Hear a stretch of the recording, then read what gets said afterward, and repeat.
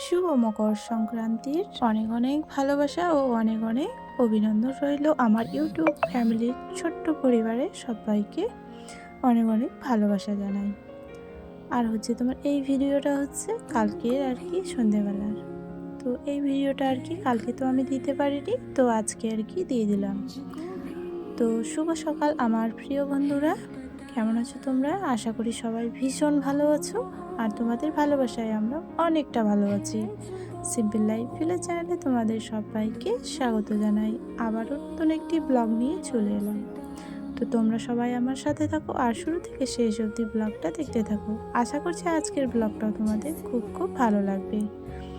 তো আজকে পিঠেপুলি হয়েছিল বলতে তোমার কালকে হয়েছিল বেগুনের চপ করেছিল, ফুলকপির বড়া করেছিল, আর বাঁধাকপিরও বড়া করেছিল আর কি।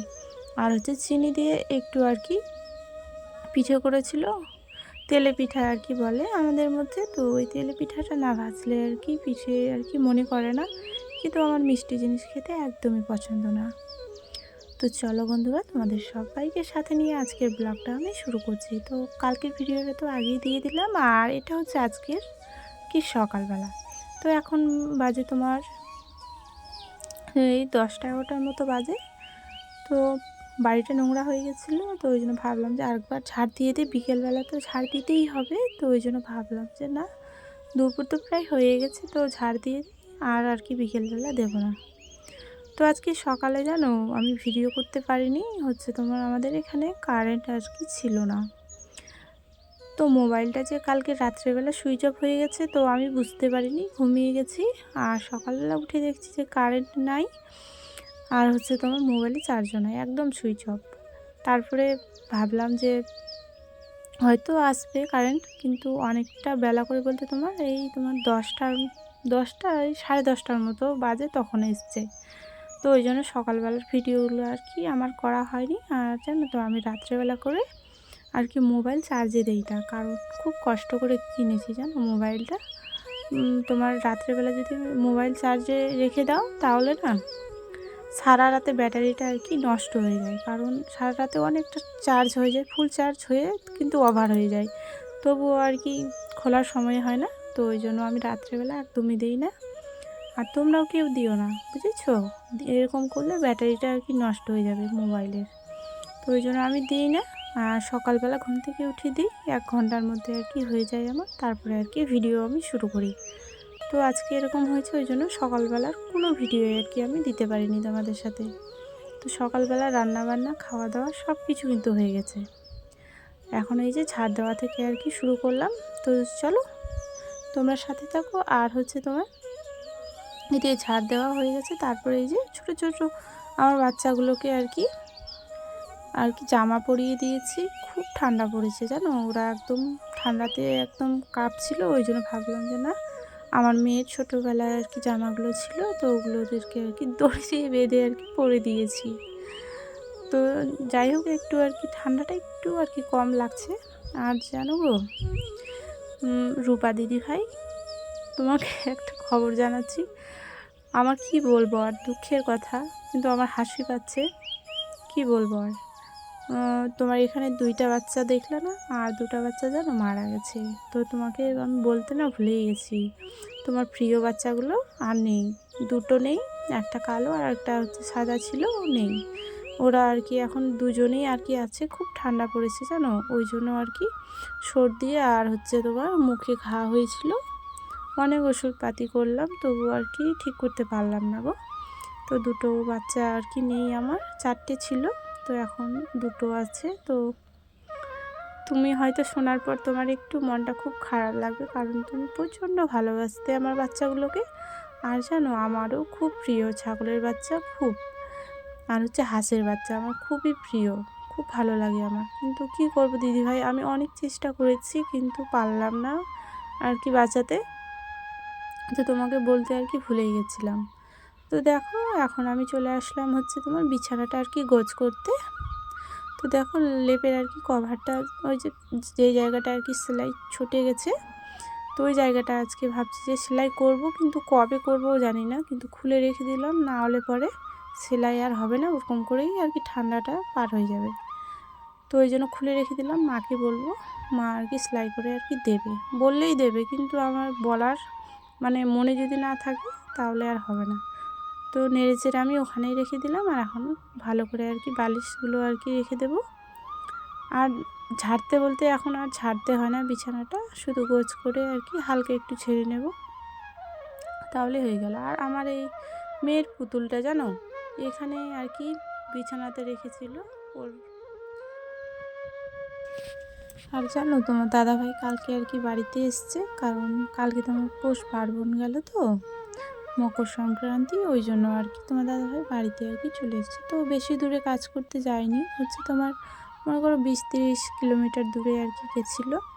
তো বাড়িতে আর কি আসতে বলেছিলাম, ওই জন্য আর কি বাড়িতে চলে এসছে।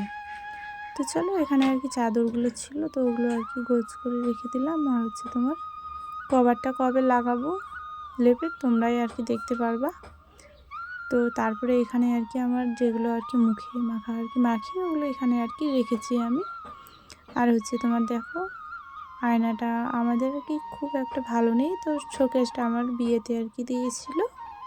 তো চলো, ওগুলো আর কি পরে গল্প করা যাবে। আর এখানে আমার লালি সোনাটা ঠান্ডাতে একদম কেমন যেন হয়ে গেছে, লোমগুলো একদম, এত শীত পড়েছে যে গরুগুলোকে আর কি ঢাকা দিয়ে রাখতে হয়েছে। তো ওকে চাদর পরিয়ে দিয়েছি। আর হচ্ছে এখানে হচ্ছে আমাদের আর কি গাইটাকে আর কি ওই যে ক্যাথা ছিল, তো কাঁথাগুলো আর কি ওকে দেওয়া হয়েছে। আর এখানে বাবা আর কি তোমার ওই যে কুড়োলটা আর কি মুখের যেগুলো ধার কিনা ওগুলো আর কি ইয়ে হয়ে গেছে, বেঁকা হয়ে গেছে, তো ওই জন্য ওটা আর কি ঠিক করছে।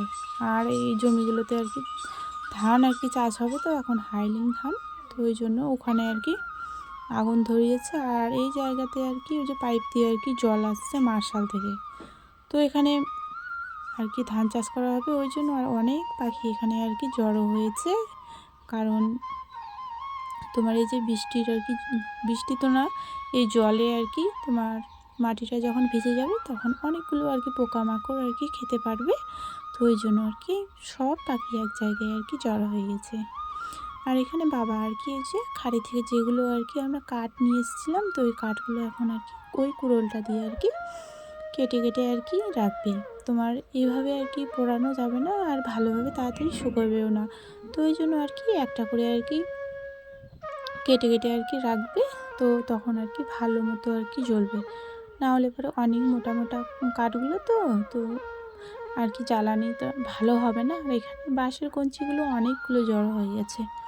তো জমিতে তো আগে গরুগুলো বাঁধতাম, তো এখন তো আর বাঁধা যাবে না, কারণ ধান চাষ হবে, তো তার জন্য এই জায়গাটা পরিষ্কার করে গরুগুলোকে আর কি এই জায়গাটাতে রাখতে হবে, কারণ শীতের দিন এখানে রোদ আর কি আসবে, তার জন্য। আর যেখানে আর কি গরুগুলো বাঁধানো আছে, তো ওখানে তো আর রোদ আসবে না, কারণ ওখানে তো অনেক গাছপালা আছে, তো তার জন্য। আর এখানে মা ওই যে খড়িগুলো আর কি ভালোভাবে কেটে কেটে আর কি একদিকে আর কি এক জায়গায় জড়ো করছে, তো এগুলো গোছ করে আর কি রাখা হবে এক জায়গায়, তার জন্য।